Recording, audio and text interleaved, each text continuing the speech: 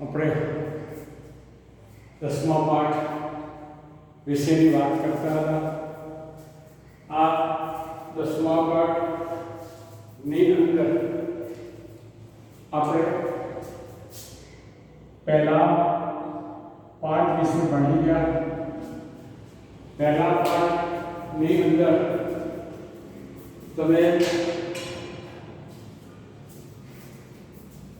સૂક્ષ્મ જીવો એટલે શું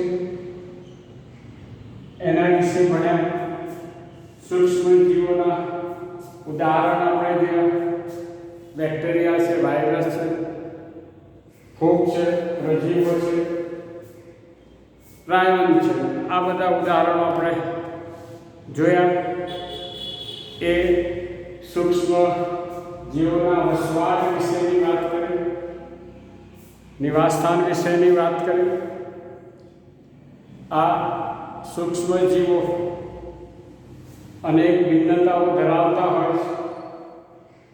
આ બધા જ સૂક્ષ્મ જીવો કંઈ હાનિકારક હોતા નથી. કેટલાક સૂક્ષ્મ જીવો એ આર્થિક રીતે ઉપયોગી હોય છે, તો કેટલાક હાનિકારક પણ હોય છે. આપણે આ સૂક્ષ્મ જીવો પૈકી કેટલાક સૂક્ષ્મ જીવોનું ઘરગથ્થુ ઉત્પાદનનો ફાળા વિશેની વાત ભણી. આથવણની ક્રિયા વિશે વાત કરી. આપણે દૂધનું દહીંમાં રૂપાંતર કરવા માટે જવાબદાર એલેબી, લેક્ટિક એસિડ, બેક્ટેરિયા વિશેની વાત કરી. આ જ રીતે જુદા જુદા પીણા બનાવવા માટે આપણે ટોડી પીણા વિશેની વાત પણ ભણ્યા. એ જ રીતે આપણે ખમણ, ઢોકળા, આ બધી વાનગીઓ કે ચીજ વિશેની વાત ભણ્યા. એ બધામાં આ સૂક્ષ્મ જીવોનો ઘરગથ્થુ ઉત્પાદનમાં ફાળા વિશેની વાત ભણી. 2 માર્ક્સનો પ્રશ્ન પૂછાય એટલે આપણને ઓછામાં ઓછી 4 બાબતો યાદ રહેવી જોઈએ. હવે આપણે ઔદ્યોગિક ઉત્પાદનમાં સૂક્ષ્મ જીવોનો ફાળો કોના વિશેની વાત ભણીએ છીએ? ઔદ્યોગિક ઉત્પાદનમાં સૂક્ષ્મ જીવોનો ફાળો.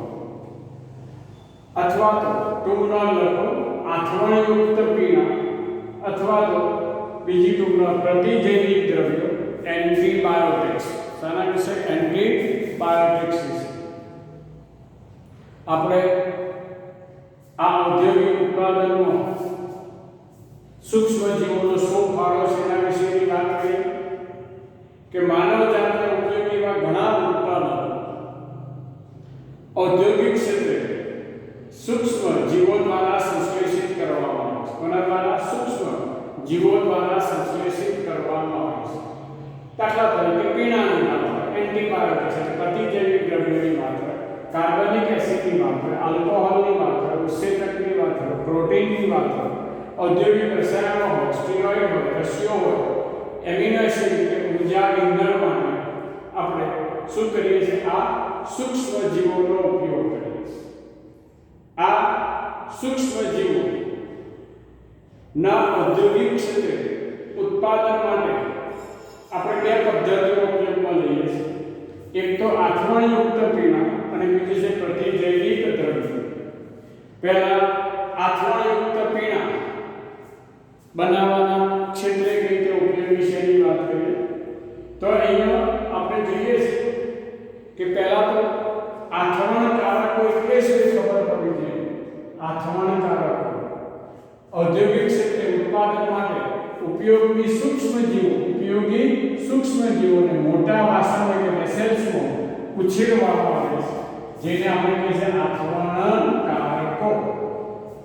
આપણે ઘરગથ્થુ ઉત્પાદન હવે કરવું નથી, આપણે મોટા પાયે ઉત્પાદન કરવું છે, ઔદ્યોગિક રીતે ઉત્પાદન કરવું છે. એટલા માટે આપણી પાસે સારી જરૂરિયાત આવે છે આથવણકારકો, અને એમાં ખૂબ મોટા વેસલ્સ એટલે કે મોટા વાસણોની જરૂરિયાત પડે છે. વાઇન, બિયર, વિસ્કી, બ્રાન્ડી, રમ અને હોડકા જેવા પીણા કોની મદદથી? ઈસ્ટની મદદથી ઉત્પાદિત કરવામાં આવે છે. આ ઔદ્યોગિક ઉત્પાદનો મોટે ભાગે સેક્રોમાઇસીસ સેરેવિસી, કઈ? સેક્રોમાઇસીસ સેરેવિસી નામની ઈસ્ટ ખૂબ જ ઉપયોગી છે. આ ઈસ્ટના બે પ્રકાર છે, એક છે બેકર્સ ઈસ્ટ અને બીજું છે બ્રુઅર્સ ઈસ્ટ. બેકર્સ ઈસ્ટ બેકરી ઉદ્યોગો, તમામ બેકરી ઉદ્યોગો બ્રેડ કે પાઉં બનાવવા માટે, જુદી જુદી વાનગીઓ બનાવવા માટે ઉપયોગમાં લેવામાં આવતી ઈસ્ટને આપણે બેકર્સ ઈસ્ટ તરીકે ઓળખીએ છીએ. આ બેકર્સ ઈસ્ટ એ બેકરી ઉદ્યોગમાં ઉપયોગમાં લેવામાં આવે છે. આ જ રીતે બેવર્સ ઈસ્ટ અથવા બ્રુઅર્સ ઈસ્ટ આથવણ પદ્ધતિથી, કઈ? આથવણ પદ્ધતિથી બિયર, રમ, વિસ્કી, બ્રાન્ડી અને હોડકા જેવા આલ્કોહોલિક પીણા બનાવવા તેનો ઉપયોગ થાય છે. બેવર્સ ઈસ્ટની મદદથી ધાન્ય અને ફળોના રસમાંથી, સામગ્રી ધાન્ય અને ફળોના રસમાંથી કોનું? ઇથેનોલ અથવા ઇથાઇલ આલ્કોહોલનું ઉત્પાદન થાય છે.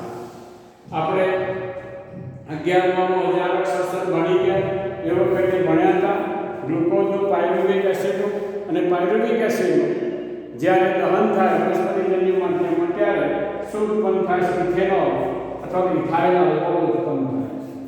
અહીંયા આપણે જે છે આથવણ માટે વપરાતા કાચા માલના પ્રકાર અને પ્રક્રિયાના પ્રકારને આધારે વિવિધ પ્રકારના આલ્કોહોલીય પીણા મેળવવામાં આવે છે.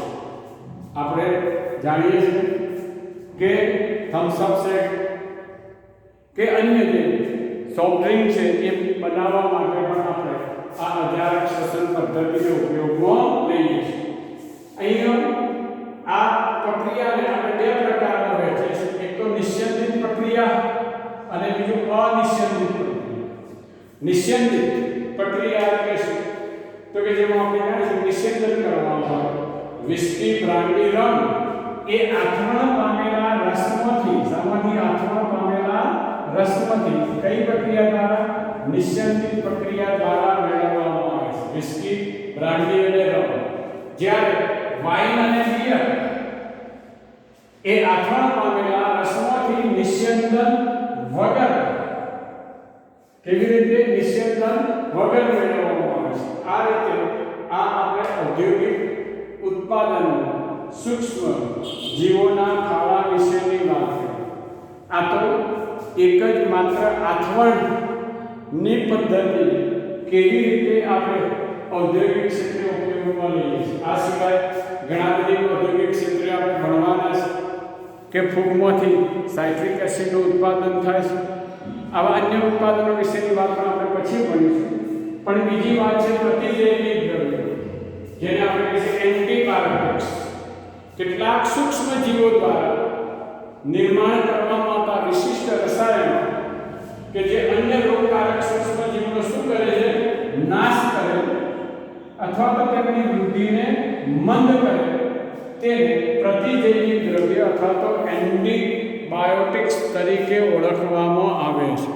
આ એન્ટીબાયોટિકનું કાર્ય છે કે જુદા જુદા આપણે કહીએ છીએ કે બહારથી દાખલ થતા દ્રવ્યો છે એનો નાશ કરવા, વિશિષ્ટ રસાયણો અન્ય રોગકારક સૂક્ષ્મ જીવોનો નાશ કરે અથવા તો વૃદ્ધિને મંદ કરે, તેને પ્રતિજૈવિક દ્રવ્યો કહીએ છીએ. આ પ્રતિજૈવિક દ્રવ્યોના ઉદાહરણ વિશેની વાત કરીએ તો પેનિસિલિન, કાર્બોમાઇસિન, બેસિલિન, ફુમેજલિન અને ટેટ્રાસાઇક્લિન આ બધા સાના છે? એન્ટીબાયોટિક્સ ના ઉદાહરણ. આપણે આજે જાણીએ છીએ કે આ એન્ટીબાયોટિક્સ એટલે ખૂબ જ સંશોધનો થયેલા છે. એમાં આપણે એ પણ યાદ હોવું જોઈએ કે સૌપ્રથમ આ એન્ટીબાયોટિક્સ એટલે સંશોધન કરવાનો જસ જે છે એ કોને કર્યો અને શામાંથી શોધ કરી? તો આપણે જાણીએ છીએ કે પેનિસિલિયમ નામની ફૂગમાંથી પેનિસિલિન નામના એન્ટીબાયોટિકની શોધ કરી.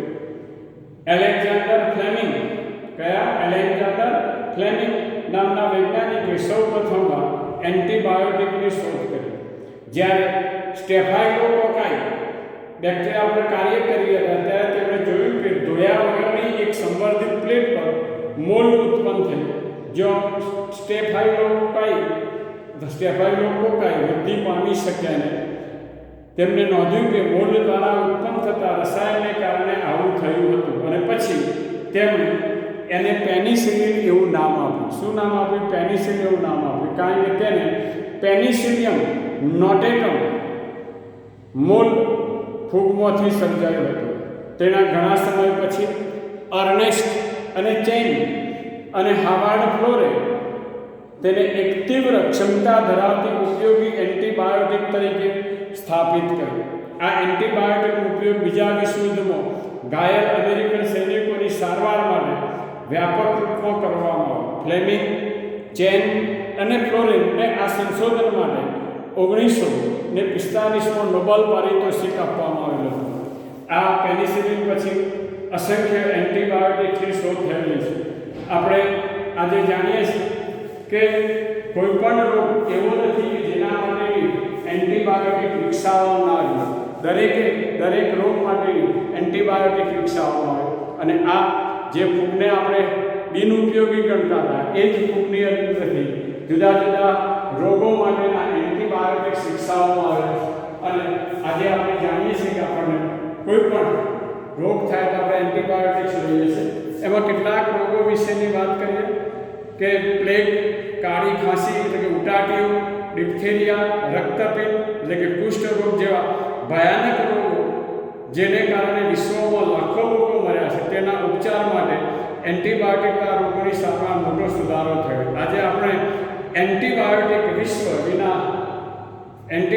વિનાનો વિશ્વ કલ્પી શકતા નથી. એટલે આ કારણ તરીકે પણ આપણને પૂછી શકાય, સમજાવો કે એન્ટીબાયોટિક્સ વગરનું વિશ્વ એ શક્ય નથી. આ પહેલો આપણે જાણીએ છીએ કે જ્યારે કોઈને ઘા પડતો ત્યારે ઘા ઉપર ફૂગ લગાવી દેવામાં આવતી, પણ એ વખતે ખબર નહીં કે આની અંદર એન્ટીબાયોટિક્સ છે. પણ પછી જ્યારે એલેક્ઝાન્ડર ફ્લેમિંગે શોધ્યું ત્યારે એ શક્ય બન્યું. અને આ રીતે આપણે બીજા ટૂંકના પ્રતિજૈવિક દ્રવ્ય વિશેની વાત પૂરી કરી. ઓકે.